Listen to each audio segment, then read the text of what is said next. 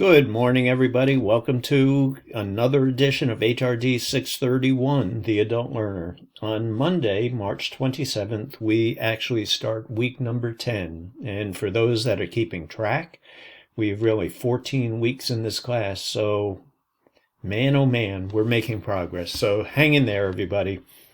So before I get to week number 10, I'd like to just briefly mention the assignment that is due. We have an assignment due tomorrow evening by midnight, and I will have to say, or I do say, if you need additional time and need an extra day or so, please let me know. I'd prefer people not have to stay up, and I've gotten a bunch of papers in my courses over the years where somebody submits something at 11:49 or 11:59, right 1 minute before midnight. I can assure you I am not up at that time of the night. I'm not monitoring who is submitting and who is not submitting. So if you need an additional day or so, please let me know. There's no consequence short of, I really do think due dates are important, but if you need a couple of days extra, that is perfectly fine. I'd rather you have enough time to finish this assignment to the best of your abilities rather than just crank something out and submit it. So that is the assignment that's due March 26th, which is tomorrow evening. So let's get right to week number 10. Week number 10 could be the actual last week that we are starting some new content, and I'll go over that in a second.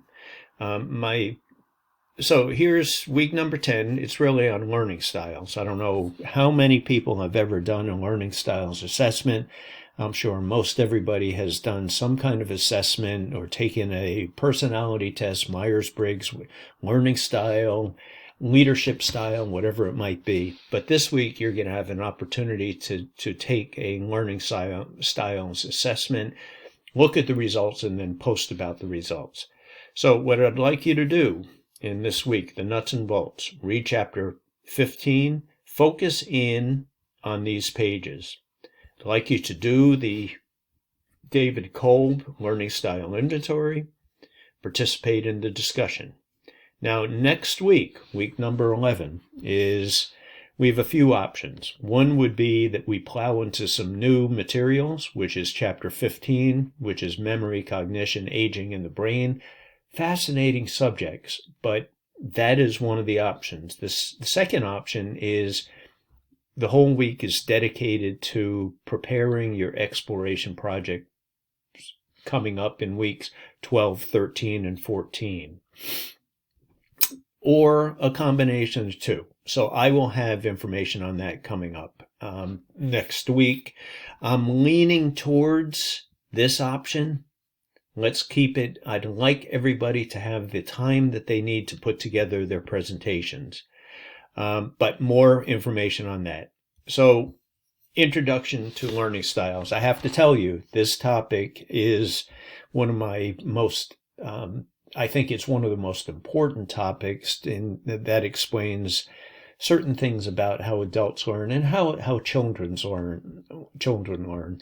I can tell you this was part of my dissertation. I looked at learning styles using the same assessment of family forest landowners in Maine. And there's about 88,000 of them that own between 10 acres and 1,000 acres. And I did an assessment of the learning styles of this particular group of people with the kind of the goal or the hope that once I'd figure it out, I would find the silver bullet on how to communicate and how to educate all of these different groups in the state of Maine. To make a long story short, I found out that the landowners that own these lands and in Maine really have no different learning styles than what people in the country have. They fell into basically the same boxes, the same learning styles. So learning styles, I'd like you to read this document, scan chapter 15, optional read. This is by me. It's a pretty academic summary I think this might even be something I took out of my dissertations about learning styles. I'd like you to view a PowerPoint presentation on learning styles, specifically David Kolb's Learning Style Inventory, which is, to me, one of the more fascinating learning style inventories. Oftentimes you hear, does somebody learn by hearing, speaking, or listening, or seeing? He is a little different read on it. And taking a look at this chart here, this is really what it comes down to. You have a group up here is a type of learning styles, but in a nutshell, up here you have feeling, watching, doing, and this is really the abstract side of things. In a nutshell, how most of us learn. We have an experience, we reflect on the experience, we think about options, what could we have done differently, and then we start experimenting with that. I've mentioned it before, my understanding of learning styles and my fascinations with learning styles started when I was a ski instructor, or ski pro as I call this, at Sunday River, which is one of the bigger ski mountains in Maine. And I was always interested in this dynamic here. There were people that just wanted to watch, and there were people that just wanted to do. The doing people, they could be first-time skiers. They wanted to point their skis down the mountain and feel. They wanted to do it. That's how they actually started out their learning cycle. The other people, and I'm using extremes here, there was a group that just wanted to watch. They wanted to watch everything that I showed them, but they also wanted to watch the other skiers. So the way this works, just say the doers. They'd start here. That's the first part. They'd point the skis down the hill and they would start going. They would have, from there, they would have a concrete experience. Then they might reflect on it and they might watch others. And then they start this part down there, abstract, where they're thinking about what are the options. So this is where it doesn't mean that all learners don't go all the way around. It's just, where do they start? And the active experimenters were, so what the dynamics were in most of my groups, and I'd beginners, would be, we'd go up to the top of the hill. These people, even when I'd start talking about how do you move the skis? How do you do this? They would be down. They would be down at the bottom looking up at us. This group oftentimes were the group that would hang back and they wanted to watch. They wanted to really kind of observe what was going on.